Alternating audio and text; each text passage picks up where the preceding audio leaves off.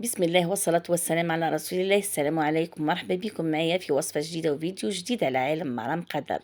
نرحب بجميع مشتركاتي اللي كانوا معايا من بداية القناة واللي لاحقوا بنا جدد، نقول لكم أهلا وسهلا ومرحبا بكم، نورتوا القناة. إن شاء الله الفيديو تاع اليوم يديكم هانيين ومتهنين، إن شاء الله تكونوا بخير وعلى خير في أحسن الأحوال. اليوم راح نشارك معاكم اللحم طيب في الكوكوت أو محمر في الكوكوت بلا زيت ولا قطرة زيت، يجي طايب زبدة.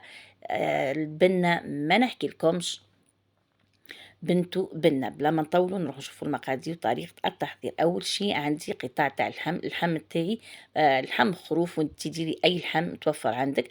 هنا راني نوريكم في القطاع. هنا اللحم تاعي راه مخلط من مسلين من الجيجو من الكرومة، راه مخلط كل قطعة من جهة.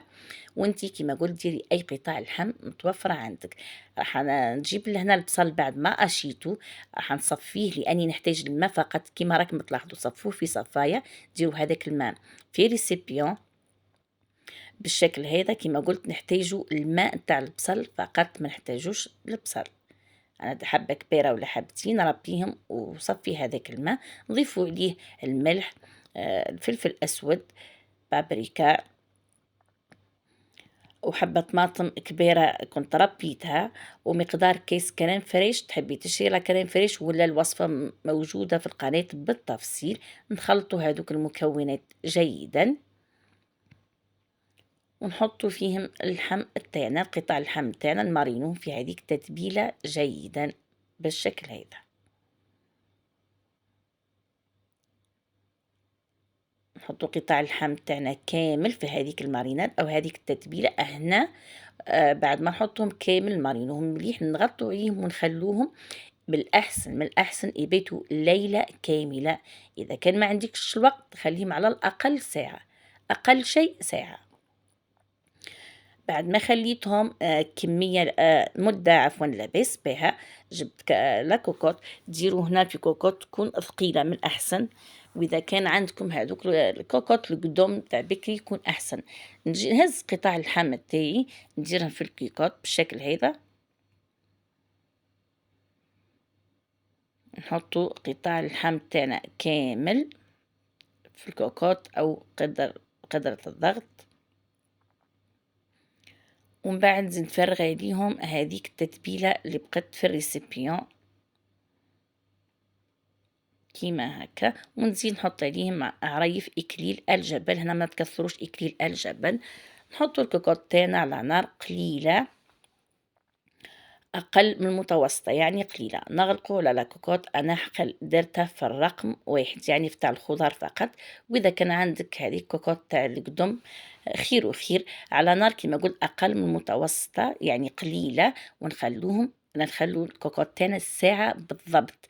بعد ساعة حلي عليها، لقيتي اللحم تاعك طاب سي بون، لقيتيه مازال عاودي اغلقي عليها. انا راح نرافق مع اللحم هذا بطاطا في الفرن. بعد ما نقيت البطاطا تاعي نظفتها وقسمتها مربعات بالشكل هذا، درت التوابل كيما راكم تشوفوا: ملح، فلفل اسود، فلفل ابيض، زنجبيل وكمون وسنينات ثوم اللي راح نربيهم. هنا ما تزيدوش تايبل واحد اخر من عندكم، سواء في اللحم ولا في البطاطا. وبلا ما ننسوا قطعة الزبدة اللي راح نزيدوها في البطاطا تاعنا.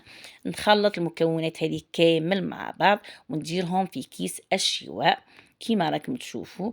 ما تنسوش قطعة الزبدة. نثقب كيس الشواء ونحط البطاطا تاعنا في الفرن على نار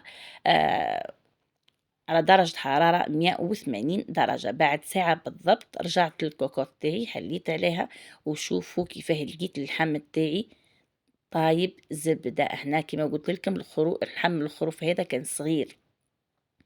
شوفوا كيفاه العظم وحده واللحم وحده، وشوفوا هذيك الصلصة اللي طلقها اللحم.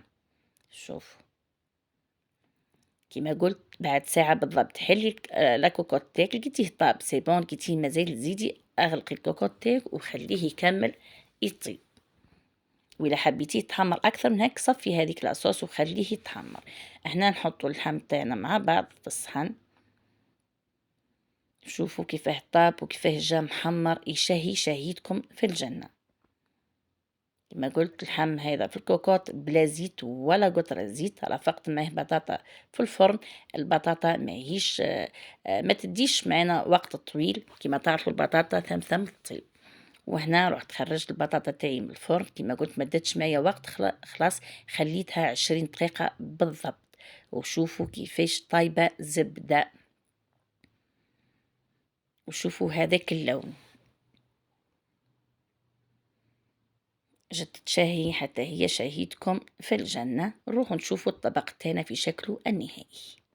وهنا كما راكم تلاحظوا اللحم اللي كنا طيبناه مع بعضنا، رافقت معاه البطاطا اللي كنا طيبناها في الفرن، ورافقت معاه سليطة زينتها بشوية زيتون وحبيبات طوماط سيريز. وهذا ما كاين. شوفوا هذيك التحميرة تاع اللحم، هذاك اللون تاع البطاطا. هنا اذا كان ما عندكش لحم خروف تقدري ديري لحم بقري فقط. خيري القطاع اللي يكون فيهم العظم وفيهم شوية شحم. هذا ما كاين. وصفة سهلة. خبوا الوصفة تحتاجوها في مناسباتكم، في أفراحكم، لعرضاتكم.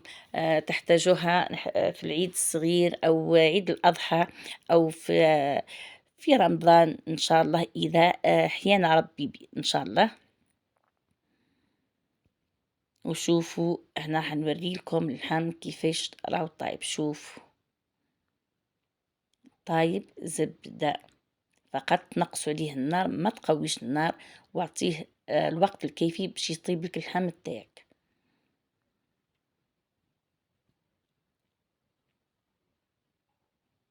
شوفوا كيفاه العظام وحده واللحم وحده.